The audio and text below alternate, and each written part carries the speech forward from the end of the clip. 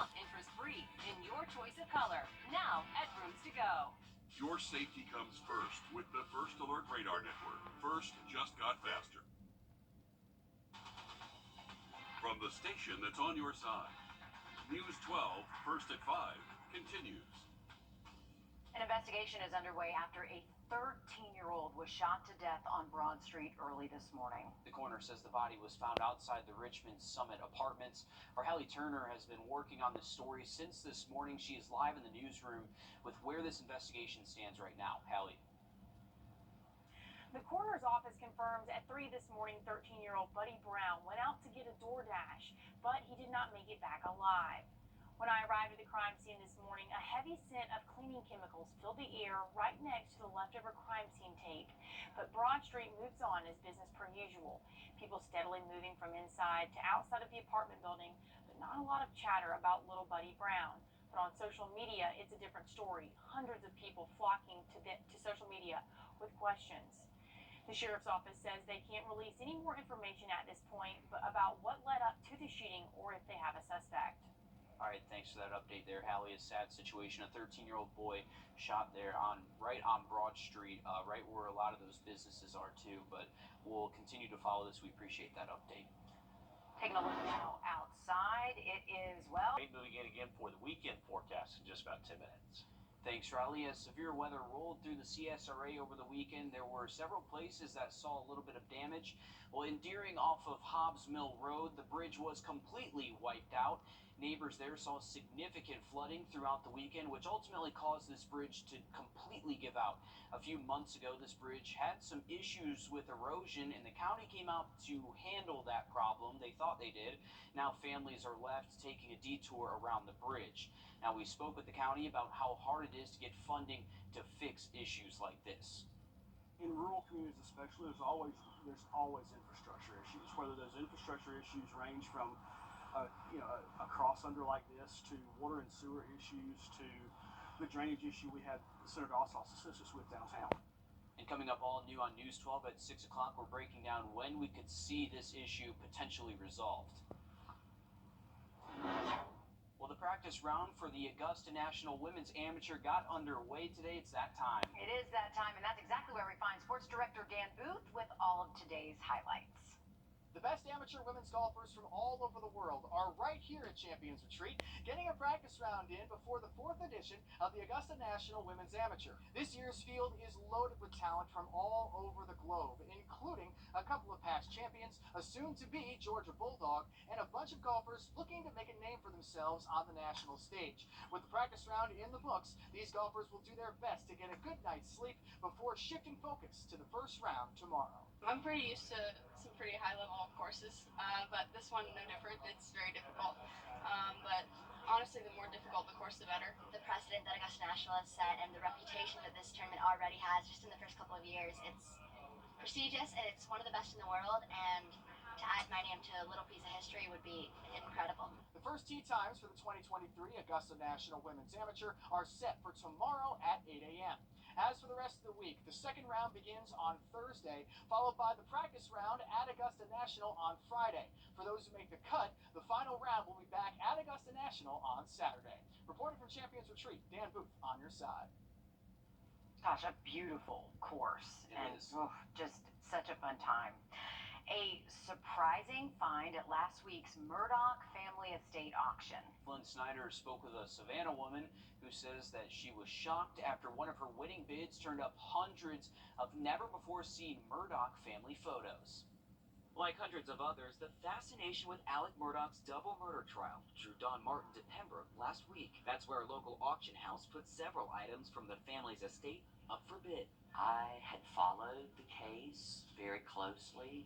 I happened to have the day off and decided to, since it was so close, I was very surprised to have it in Pembroke, Georgia. While there, Martin bought several items. But the most important for me was this camera bag that was said to have had information of SIM cards. 2 cameras and a bag of memory cards from the Murdoch family that she took home and uploaded to her computer. What were you expecting to see? Nothing.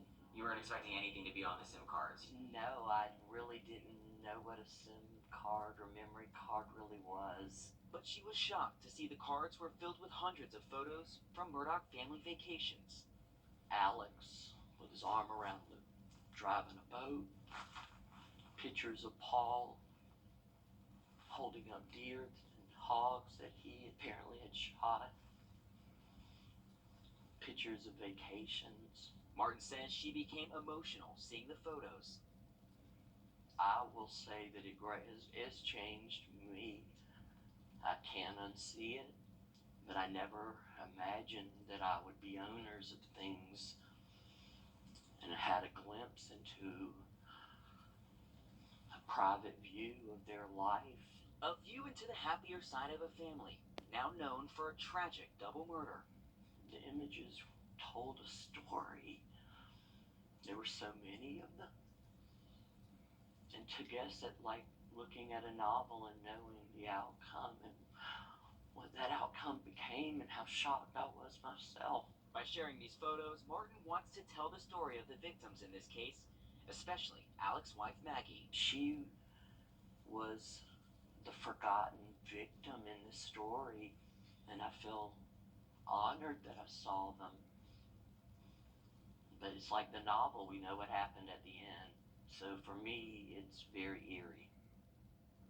And as Murdaugh's items are auctioned off, it seems the family name remains in the spotlight aside from the double murder of Maggie and Paul. Investigators are now considering Stephen Smith, an acquaintance of Buster Murdaugh, a homicide. They say they don't consider Buster a suspect, though, in the case, but the saga continues. Yeah, we'll be following that for sure. If you're heading out of town, maybe leaving Augusta for spring break, we'll let you know what Six Flags Over Georgia has in store for you. That's coming up after the break, Riley. And we are finally drying out over the next couple of days, but we are already tracking that next chance for rain to show up this weekend. Full forecast just after the break. The Augusta National Women's Amateur starts tomorrow, and local businesses in Columbia County say that their Masters Week starts today. Hear what they're expecting all new on News 12 at 6 o'clock. Time and temp. Hamrick's 2-day senior event. Wherever I go, I'm always keeping an eye on the power lines. In my home of Puerto Rico, Hurricane Maria showed us what can happen with a weak and outdated power grid. So I became an electrical engineer, and now I work for Wrdw Power. We're investing in the latest secure technologies, and we're building the future of energy today. Our customers are counting on us for a modern and dependable power grid, and I'll be keeping an eye out to make sure they get it. We go to there on Wednesday, and that will continue Thursday and Friday. We're only going to get gradually warmer each afternoon through Friday, but take a look at Thursday morning. That is something we're going to have to keep a close eye on as well. Most likely our cold spots away from the city getting down into the upper 30s by daybreak Thursday, so last a little bit of wintertime trying to hold on there, but we're back to spring-like conditions Friday through the weekend, and just going to have to monitor that thunderstorm risk by Saturday. Thanks, Riley. New numbers are out, and they show home prices in the U.S. continue to fall. The U.S. National Home Price Index was released today. It showed housing prices fell in January for the 7th month in a row. After seasonal adjustments, the national index posted a month-over-month decrease of 0.2%. 15 out of 20 cities in the index reported month-to-month declines, while cities close to home like Charlotte, North Carolina showed slight increases. Prices in Atlanta were flat from December, and home prices have been falling as a result of the Federal Reserve's historic effort to get a hold on inflation.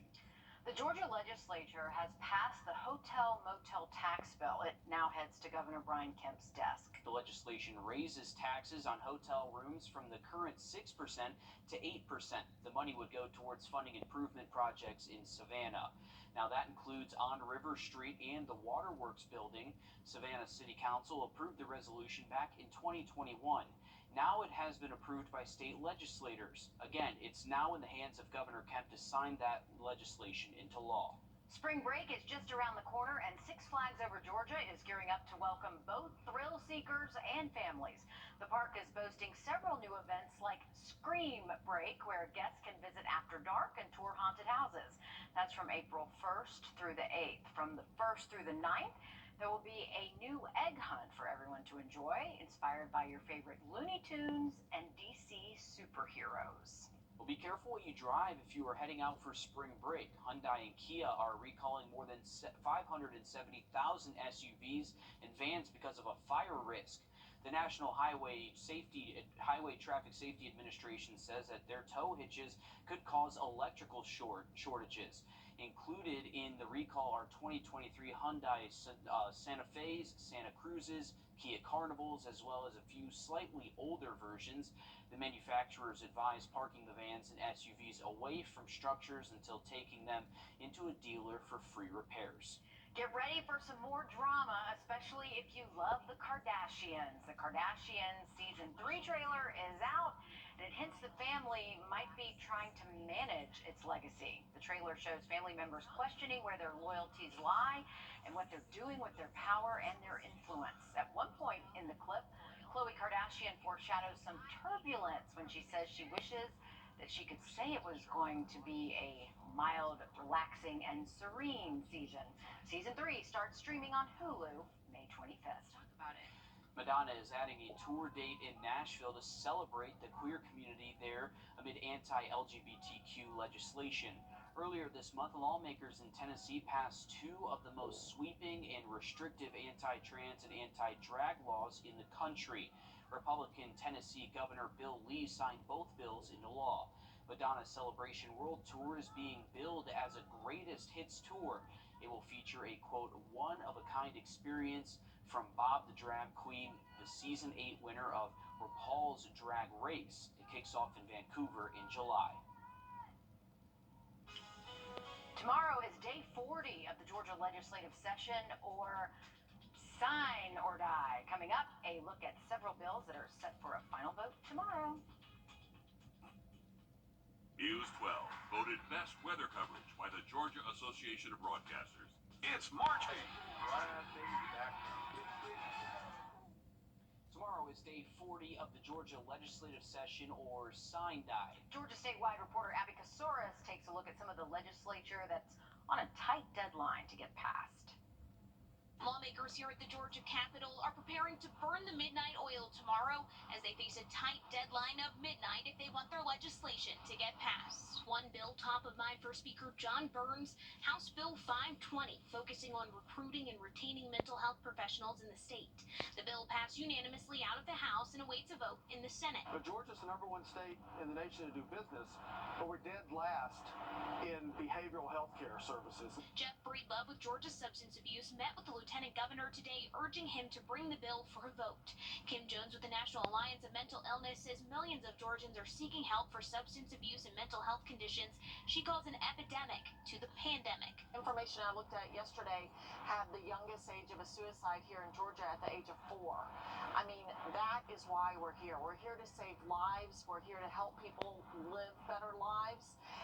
And when you don't take care of your mental health or your addiction problem, it just gets worse. The Lieutenant Governor and several Senate leaders are backing House Bill 237, legalizing sports betting in the state and bringing another $50 to $100 million for the Georgia Lottery and the Hope Scholarship Fund. Lawmakers feel without a constitutional amendment requiring a 2/3 vote, this bill is likely to pass both chambers. That can pay for a lot of kids' school, that kind of money. Senate Bill 93 would ban TikTok on government and school devices. The measure passed unanimously in both the Senate and the House, but because of tweaks, it will need another vote tomorrow to make it to the governor's desk. Lawmakers still need to pass a budget. The speaker says that budget is being tweaked, but will be ready for a vote before signing die. That's the only thing that lawmakers are required to pass. If a bill does not get a nay vote, it can be tabled and brought up next session. In Atlanta, I'm Abby Kasoris. Thanks, Abby. The South Carolina women's basketball team is 2 wins from a perfect season in back-to-back national titles. The Gamecocks are heading to the Final Four this Friday in Dallas. They're going to take on the Iowa Hawkeyes. They knocked off Maryland last night in the Elite Eight to improve to 36-0 on the season. Amazing. A school record, by the way. Woo. And again, South Carolina faces the Iowa Hawkeyes in Caitlin Clark, one of the best shooters in women's basketball, maybe in women's basketball history overall, at 9 p.m. on Friday. So it's going to be a offense versus defense game. Dawn Staley's team has one of the best defenses historically so far. So it's going to be a fun one to One watch. to watch. Go And the the Gamecocks Gamecocks. are still putting up 90 points last night. It's crazy. It's gonna be fun. incredible. Yeah, and the Gamecocks will be joined by fellow SEC foe LSU and Savannah native Floje Johnson. The all-SEC freshman is a guard for the Tigers and has started every game. LSU faces Virginia Tech Friday. Going to be a good game as as well. Angel Reese on that team. She's the big man on that team, and she's been putting up some good points this year. So it's going to be fun to see if South Carolina and LSU can match back up. Woo. If you remember, South Carolina beat LSU by almost 30 in their matchup a few weeks ago. So it'll be fun. They have a tough Virginia Tech team to play. Absolutely. If they beat up again, I know LSU wants revenge because they, as Will just mentioned, they beat them by like 30 points during the regular season. And we got some warmer afternoons heading our way past tomorrow, back into the 70s and 80s Thursday through the weekend. Now look at that full 7 day just after a quick break. It's March 1.